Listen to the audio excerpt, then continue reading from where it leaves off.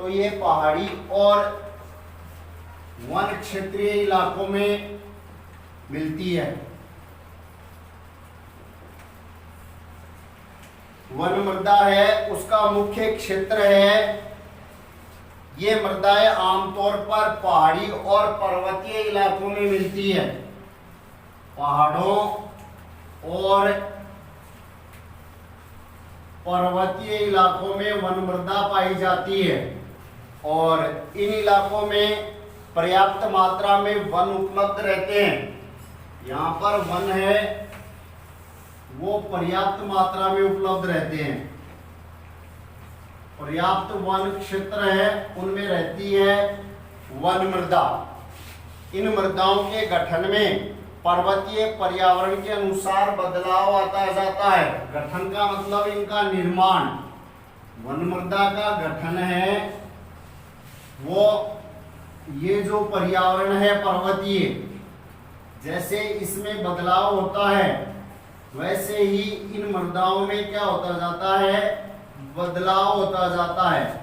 यानी वन मृदाएं हैं पर्वतीय और पहाड़ी क्षेत्रों में पर्याप्त वन क्षेत्र मिलते हैं, वहां पर पाई जाती है। और वहां पर भी क्या होता है, जैसे जैसे ये वातावरण बदलता है, ये पर्यावरण बदलता है, कहीं पर ऊंचे पहाड़ है, थोड़े मध्यम है, सघन है, वहां पर पेड़ भी उसी प्रकार के होंगे, तो मृदा भी उसका गठन भी क्या हो जाएगा, बदल जाएगा। मृदा का जो बदलाव है वो पर्वतीय पर्यावरण के अनुसार बदलता जाता है।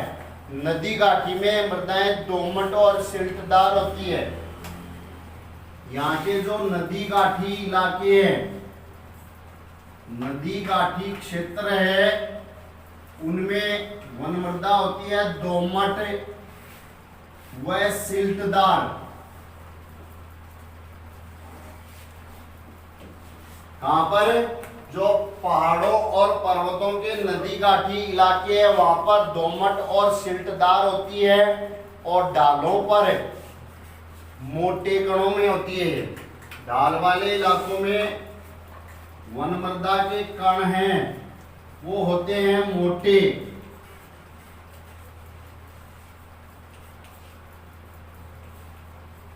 और जो हिम आच्छादित, हिम से ढके हुए क्षेत्र है, जैसे हिमालय के हिमाच्छादित क्षेत्र है, वहां पर मृदा अपरदन होता है और यह मृदा ह्यूमस रहित होती है। नदी घाटी के निचले इलाकों, नदी सोपानों और जलोढ़ पंखों में यह मृदाएं उपजाऊ होती है। नदी घाटी का जो निचला इलाका है उसमें होती है ये मृदाएं उपजाऊ। और ऊपर जो हिम आच्छादित क्षेत्र है, हिमालय क्षेत्र, हिमालय के हिम आच्छादित क्षेत्रों में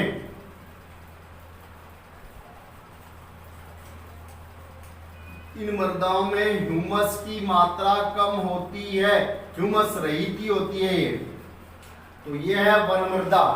तो सबसे पहले वन मृदा कहाँ पाई जाती है, तो वन मृदा कहाँ होती है, पहाड़ों और पर्वतीय इलाकों पर वन मृदा पाई जाती है। पहाड़ों और पर्वतीय इलाकों के वन क्षेत्र है उनमें वन मृदा होती है। और ये कैसी होती है, जैसा ये वातावरण चेंज होता है, ये पर्यावरण बदलता है, उसके अनुसार इन मृदाओं के गठन है वो बदल जाता है। जो ढाल वाले इलाके हैं वहां पर होते हैं मोटे कणों वाली, नदी घाटी क्षेत्र है वहां पर होती है दोमट और सिल्टदार। और जो नीचे के इलाके हैं वहां की मृदा, नदी घाटी के नीचे के क्षेत्र है वहां की ये क्या होती है, उपजाऊ मृदा होती है। और हिमालय के हिमाच्छादित क्षेत्रों में मृदा अपरदन अधिक होता है। मृदा अपरदन, मृदा का कटाव है वो ज्यादा होता है, इस कारण ये मृदा होती है ह्यूमस रहित होती है। तो 6 प्रकार की मृदाएं पढ़ ली हमने, 6 के नाम, विशेषताएं और उनके इलाके कहां पर पाई जाती है, किस प्रकार की पाई जाती है, यह अध्ययन आ गया। अब वैसे शाब्दिक अर्थ तो मैंने अभी बोला है। मृदा अपरदन का अभिप्राय है मिट्टी का कटाव, मिट्टी कैसे एक स्थान से दूसरे स्थान पर जाती है। मृदा के कटाव और उसके बहाव की प्रक्रिया को मृदा अपरदन कहते हैं। तो ये मृदा अपरदन की परिभाषा हो गई है भाई। मृदा अपरदन किसे कहते हैं? तो मिट्टी के कटाव व बहाव की प्रक्रिया, यानी एक स्थान से मिट्टी का कटना और बहकर दूसरे स्थान पर जाना, कटाव और बहाव की प्रक्रिया मृदा अपरदन कहलाती है।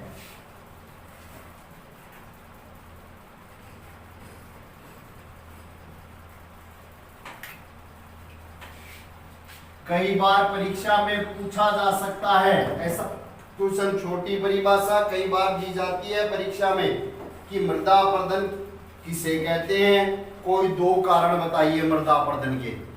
तो मृदा अपरदन किसे कहते हैं? मिट्टी के कटाव और उसके बहाव की प्रक्रिया क्या कहलाती है? मृदा अपरदन कहलाती है।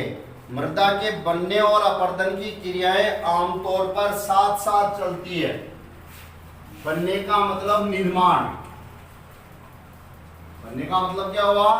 निर्माण, और अपरदन का मतलब कटाव। ये दोनों प्रक्रियाएं साथ साथ चलती है।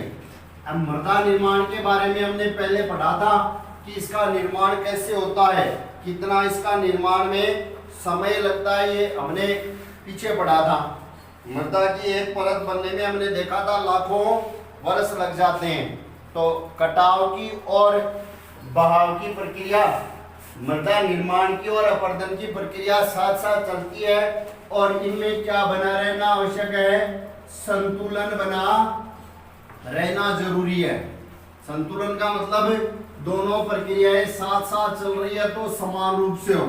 अगर एक ज्यादा या कम हो गई तो संतुलन बिगड़ सकता है, और संतुलन बिगड़ने पर जब क्या होता है, हमारे द्वारा मानवीय क्रियाएं जो हमने पहले पढ़ी थी उसके द्वारा इसका अपरदन ज्यादा हो रहा है, और निर्माण का मैंने चर्चा की है कि मृदा का निर्माण होने में काफी समय लगता है, तो अपरदन ज्यादा हो रहा है, तो इसका मतलब ये संतुलन क्या हो गया? भंग हो गया। और संतुलन भंग होने से जो पारिस्थितिकी संतुलन है वो भी गड़बड़ा जाता है। तो मृदा अपरदन किस कारण से होता है? बहुत सी मानवीय क्रियाएं पहले चर्चा की हमने, जैसे वनोन्मूलन है, पढ़ा था हमने कि वनों का उन्मूलन, वनों को काटने के कारण वनोन्मूलन है, अति पशुचारण है, निर्माण कार्य है, खनन है, इन सब से होता है। मृदा अपरदन किन कारणों से होता है? मानवीय क्रियाओं के द्वारा हम क्या कर रहे हैं? ये संतुलन बिगाड़ रहे हैं। मानवीय क्रियाएं क्या कर रही है? ये निर्माण और अपरदन जो साथ साथ क्रियाएं चलती है, हम ये संतुलन बिगाड़ रहे हैं। और मानवीय क्रियाओं में कौन सी? वनोन्मूलन,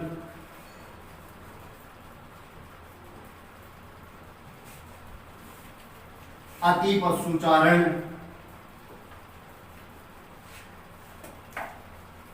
खनन, निर्माण कार्य, तो ये सब क्या है? मृदा अपरदन के कारण है। अब क्या है?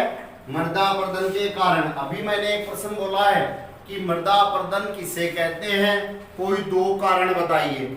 ऐसा छोटा क्वेश्चन बनता है तो छोटा क्वेश्चन कारण पूछ सकते हैं या रोकने के उपाय भी पूछ सकते हैं। पहले चर्चा भी की थी हमने कि मृदा अपरदन के कारण क्या है, रोकने का उपाय क्या है। तो प्रश्न पूछे मृदा अपरदन किसे कहते हैं, मिट्टी के कटाव और बहाव की प्रक्रिया क्या कहलाती है?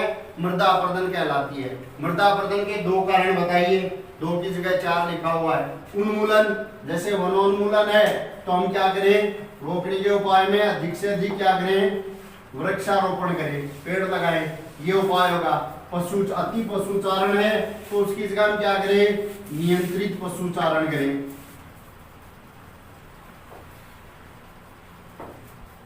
खनन है, खनन क्रिया है, वो एक उचित प्रबंधन के द्वारा एक अच्छी रणनीति बनाकर खनन प्रक्रिया करें। निर्माण कार्य है वो भी सोच समझकर या विवेकपूर्ण तरीके से करें।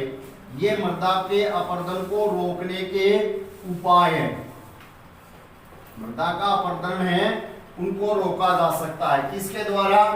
कारण है उनको दूर कर दिया जाए तो वो उपाय हो गया। सीधी सी बात है भाई, मृदा अपरदन के कारण है उनको हमने दूर कर दिया या उन कारणों में सुधार कर दिया तो वो रोकने के उपाय हो गए। तो मृदा अपरदन और मृदा संरक्षण रोकने के उपाय या संरक्षण का तरीका वो ही है। अब यहाँ पर कुछ अपरदन के कारण आ रहे हैं कि अपरदन और भी कई कारणों के द्वारा होता है। मानवीय कारण तो है ही है, प्राकृतिक तत्व है वो भी क्या करते हैं? मृदा अपरदन करते हैं। ये तो मानवीय कारक जो भी हमने चर्चा की, वनोन्मूलन है, पशुचारण है, खनन है, ये सब तो क्या कर रहे हैं? मानवीय कारक है। इनके अलावा प्राकृतिक कारक भी है, प्राकृतिक तत्व है वो भी क्या करते हैं? मृदा अपरदन करते हैं। प्राकृतिक तत्वों में जैसे पवन है, हिमनदी है, जल है, ये भी क्या करते हैं? मृदा अपरदन के प्राकृतिक तत्व है।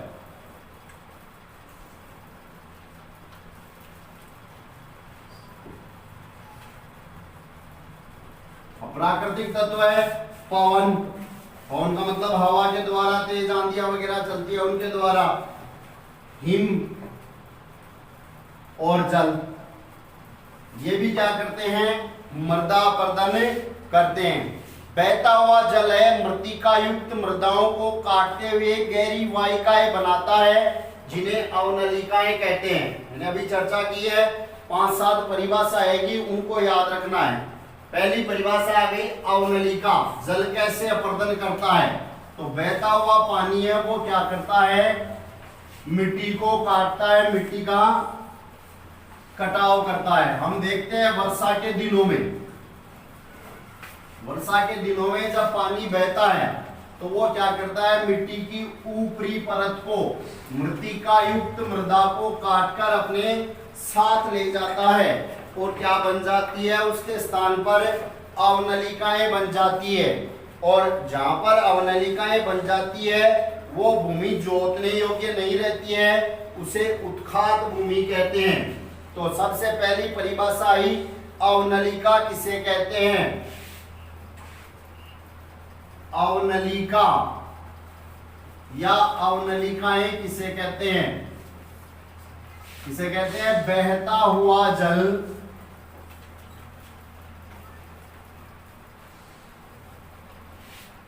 मृत्तिका युक्त,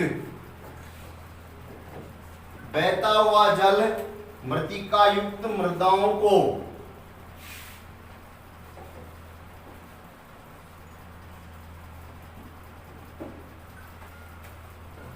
बहता हुआ जल मृत्तिका युक्त मृदाओं को काटते हुए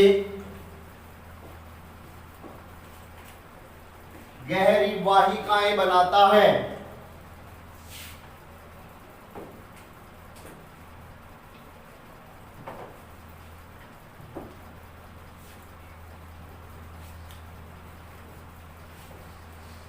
ये वाहिकाएं क्या कहलाती है? अवनलिका कहलाती है।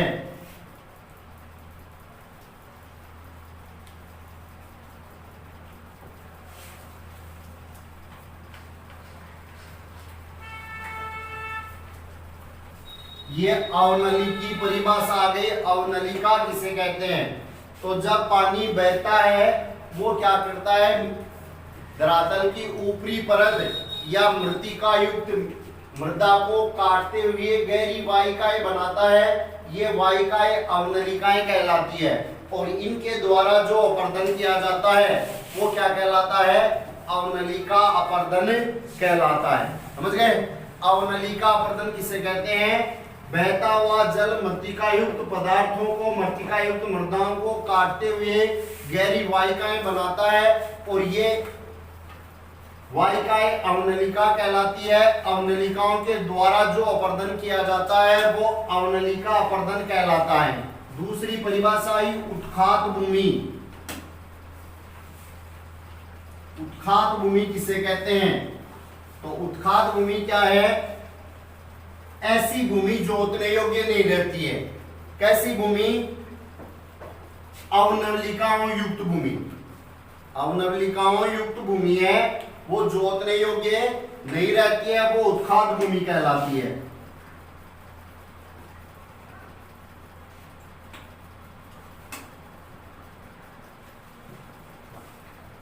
अवनलिकाओं युक्त भूमि या अवनलिका अपर्दन युक्त भूमि, अवनलिका अपर्दन युक्त भूमि जोतने योग्य नहीं रहती है। जोतने का मतलब वहां पर कृषि कार्य नहीं किया जाता है, जोतने योग्य नहीं रहती है,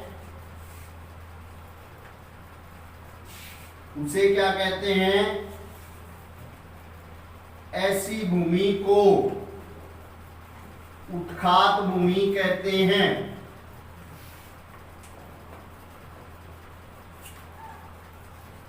तो उत्खात भूमि की परिभाषा समझ में आ गई। उत्खात भूमि किसे कहते हैं? अवनलिका अपर्दन युक्त भूमि जोतने योग्य नहीं रहती है, वो भूमि क्या कहलाती है? उत्खात भूमि कहलाती है। और इस भूमि को चंबल बेसिन में, चंबल नदी का जो इलाका है, चंबल बेसिन, राजस्थान की बात कर रहे हैं, चंबल बेसिन में इसको खड्ड भूमि भी कहा जाता है। इसका दूसरा नाम है, तो प्रश्न पूछ ले में, खड्ड भूमि किसे कहते हैं? तो खड्ड भूमि किसे कहते हैं? अवनलिका अपर्दन युक्त भूमि को चंबल बेसिन में क्या कहा जाता है? खड्ड भूमि कहता है। कई बार पानी क्या करता है? विस्तृत क्षेत्र के ढके हुए भाग को, कई बार जल विस्तृत क्षेत्र को ढके हुए ढाल के साथ नीचे की ओर बहता है। ऐसी स्थिति में इस क्षेत्र की ऊपरी मृदा घुलकर जल के साथ बहती है, इसे चादर अपर्दन कहते हैं। ये तो था अवनलिका अपर्दन। अब दूसरा है चादर अपर्दन। अपन क्या पढ़ रहे हैं? प्राकृतिक तत्वों के द्वारा मृदा अपर्दन पढ़ रहे हैं। तो प्राकृतिक तत्वों में जल के द्वारा मृदा अपर्दन चल रहा है। पहला पढ़ा हमने अवनलिका अपर्दन। तो अवनलिका अपर्दन क्या है? कई बार बहता हुआ जल क्या करता है? मृतिका युक्त मृदा को काटते हुए गहरी वाहिकाएं बनाता है, वो वाहिकाएं अवनलिका कहलाती है। और यह अपर्दन है अवनलिका अपर्दन। अवनलिका अपर्दन युक्त भूमि है, वो जोतने योग्य नहीं रहती है, यानी उसमें कृषि कार्य नहीं किया जाता है।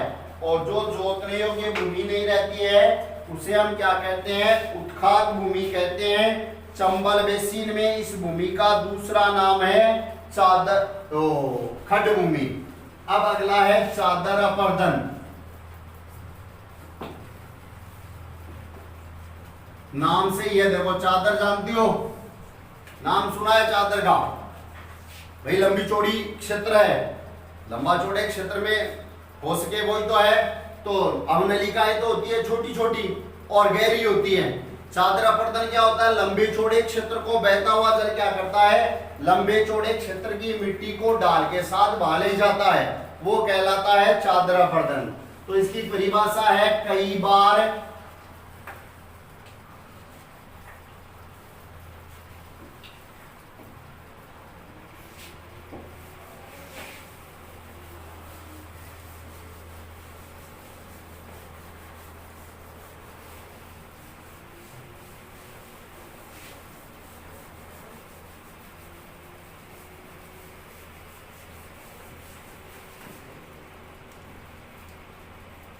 कई बार जल विस्तृत क्षेत्र को ढके हुए ढाल के साथ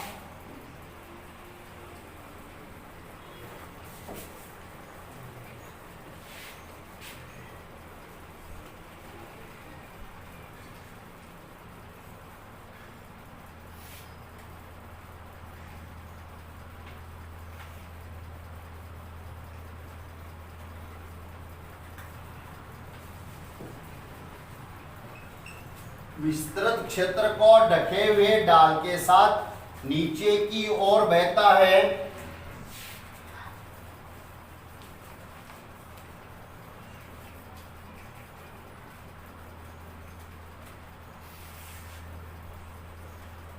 नीचे की ओर बहता है, ऐसी स्थिति में ऊपरी मृदा घुलकर, ऐसी स्थिति में वहां की ऊपरी मृदा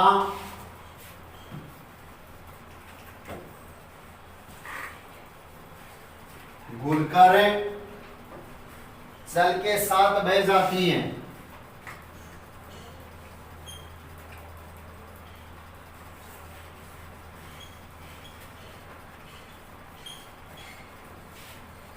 इसे चादर अपर्दन कहते हैं।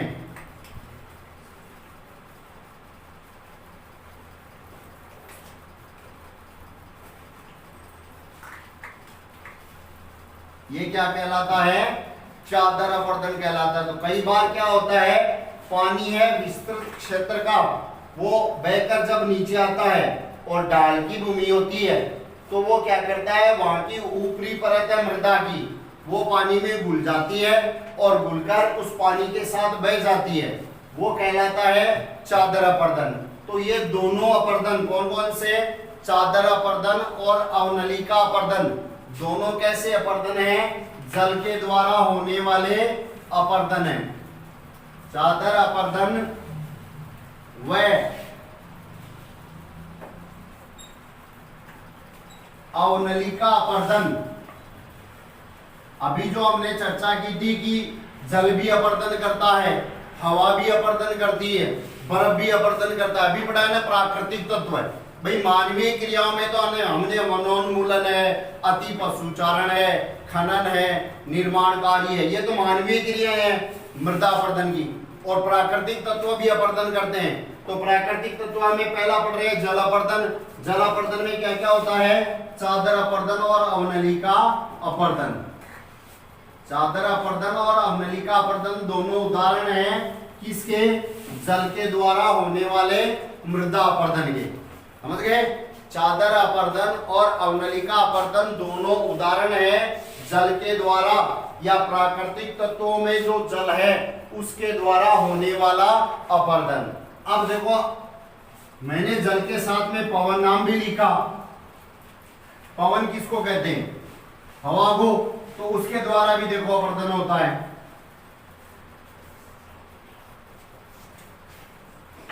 तो पवन अपर्दन में क्या होता है? पवन अपर्दन द्वारा मैदान अथवा ढालू क्षेत्र से मृदा को उड़ा ले जाने की प्रक्रिया पवन अपर्दन कहलाती है।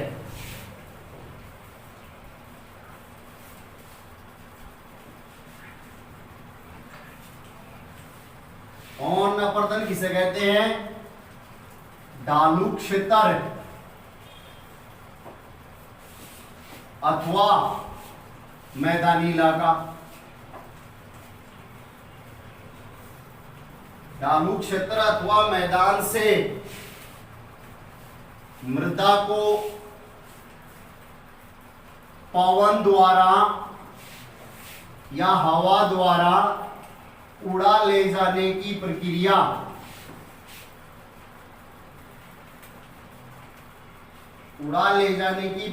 क्या कहलाती है? मृदा अपर्दन पवन अपर्दन कहलाती है। हवा के द्वारा या तो ढालू इलाकों में या मैदानी इलाकों में मिट्टी को हवा अपने साथ उड़ा ले जाती है और यह प्रक्रिया कहलाती है पवन अपर्दन। कृषि के गलत तरीके के कारण भी मृदा अपर्दन होता है। गलत ढंग से हल चलाने, जैसे डाल के पर ऊपर से नीचे की ओर हल चलाने से वाहिकाएं बन जाती है जिसके द्वारा अंदर से बहता हुआ पानी आसानी से मृदा अपर्दन करता है। यानी अपन जो खेती कार्य करते हैं उसका भी तरीका है। गलत तरीके से खेती कार्य करने से क्या होता है? मृदा अपर्दन होता है। कैसे होता है? देखो, हमारे द्वारा जो कृषि कार्य किया जाता है वो भी गलत तरीके या गलत ढंग से करने से मृदा अपर्दन होता है। जैसे देखो, ये इलाका ढाल का है, ये पूरा अपना ब्लैक बोर्ड है, उसको अपन क्या मान ले? ढालू इलाका मान ले। और हम हल चलाएंगे ऐसे ऊपर से नीचे, ऐसे हमने हल चलाया। ये हमारे हल चलाने के द्वारा क्या बन गई, वाहिकाएं बन गई। और वाहिकाएं बनने से क्या होता है, पानी इन वाहिकाओं में से बहकर आता है, और पानी इन वाहिकाओं में बहकर आता है तो अपने साथ क्या करता है, मिट्टी को बहा ले जाता है। अगर ढाल ऐसे ऊपर से नीचे है और हम हल ऐसे चला रहे हैं तो ये हमारा तरीका गलत है। इसकी बजाय अगर हल ऐसे चलाया जाए तो क्या होगा, पानी ऊपर से नीचे आएगा और इन वाहिकाओं में मिट्टी यही रुक जाएगी। तो गलत तरीके से कृषि कार्य करने से भी क्या होता है, मृदा अपरदन होता है। गलत तरीका कौन सा होता है, जैसे डाल पर ऊपर से नीचे की ओर हल चलाने से, ये ऊपर से नीचे की ओर हल चलाया हमने, ऊपर से नीचे की ओर हल चला रहे हैं तो क्या होता है, वाहिकाएं बन जाती है और पानी इन वाहिकाओं में बहता है और वो क्या करता है, मृदा का कटाव करता है। तो गलत तरीका है खेती करने का, वो भी क्या करता है, मृदा अपरदन करता है। ढाल वाली भूमि पर समोच्च रेखाओं के समानांतर हल चलाने से ढाल के साथ जल के बहाव की गति रुक जाती है। ऐसे हल चलाने से क्या होता है, पानी के बहाव की गति रुक जाती है। और जब पानी तेज गति से बहता है तो वो क्या करता है, मिट्टी का कटाव करता है। और धीमी गति से बहता है या पानी की बहाव की गति रुकने से क्या नहीं होता है, मृदा अपरदन नहीं होता है। और ये रोकने का उपाय भी हो गया भाई, मृदा अपरदन को रोकने का उपाय हो गया, समोच्च रेखाओं के रूप में हम क्या करें, कृषि कार्य करें। क्या ढाल वाली भूमि पर सोपान बनाए जा सकते हैं, सोपान कृषि अपरदन को नियंत्रित करते हैं।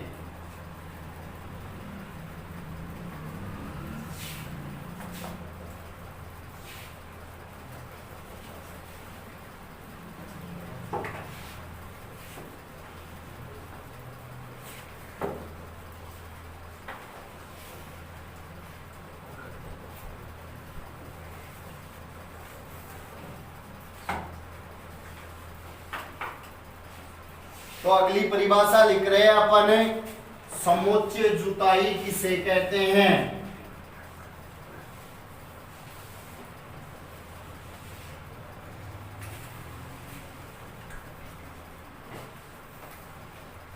ढाल वाली भूमि है वहां पर होती है ये, समोच्च रेखाओं के समानांतर ढाल वाली भूमि पर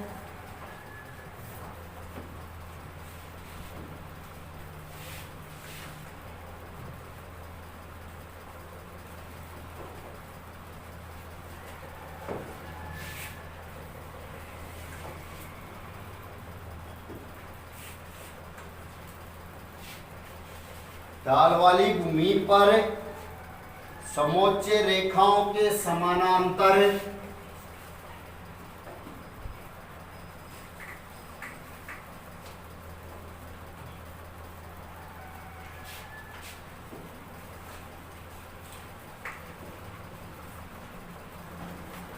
हल चलाने से ढाल के साथ बहाव की गति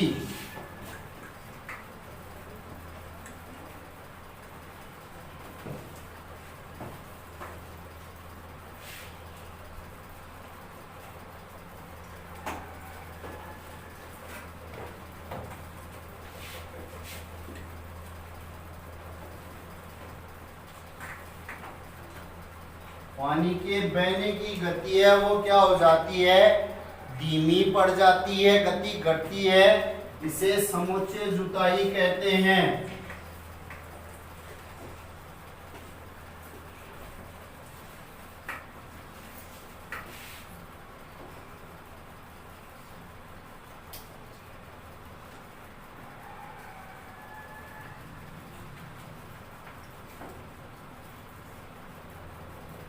सोपान बनाकर जो कृषि की जाए, ढाल वाली भूमि पर सोपान सीढ़ियां टाइप में बनाई जाती है, उससे क्या होता है, मृदा अपरदन को नियंत्रित किया जा सकता है। पश्चिमी और मध्य हिमालय में सोपान अथवा सीढ़ीदार कृषि काफी विकसित है। पश्चिमी और मध्य हिमालय क्या है, ढाल वाले क्षेत्र है, और वहां पर ऐसे सोपान बनाकर जो कृषि की जाती है उसे सोपानी अथवा सीढ़ीदार कृषि कहते हैं। और ये सोपानी और सीढ़ीदार कृषि क्या करती है, मृदा अपरदन को रोकती है। और बड़े खेतों में पट्टियों में बांटा जा सकता है, फसलों के बीच में घास की पट्टियां उगाई जा सकती है, फसल है उनके बीच बीच में घास की पट्टियां उगाकर बड़े बड़े खेत है उनको पट्टियों में बांटकर कृषि करने से क्या होता है, मृदा अपरदन कम होता है। हवा के द्वारा जो अपरदन है वो नहीं हो पाता है, पवनों के द्वारा जनित बल को, हवाओं का बल है वो कम हो जाता है। इस तरीके को पट्टी कृषि भी कहा जाता है। पट्टियां बनाकर या बीच बीच में घास की पट्टियां उगाकर जो कृषि की जाती है वो कहलाती है पट्टीदार कृषि।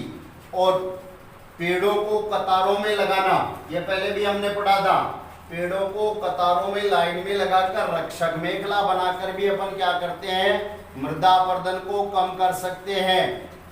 पश्चिमी भारत में रेत के टीलों को स्थिरीकरण करने के लिए क्या किया जाता है, रक्षक मेखला बनाई जाती है। स्थिरीकरण का मतलब रेत के टीले हैं वो एक स्थान से दूसरे स्थान पर न जाए, या उनकी मिट्टी है वो उड़कर दूसरी जगह न जाए, इसलिए रक्षक मेखला बनाई जाती है।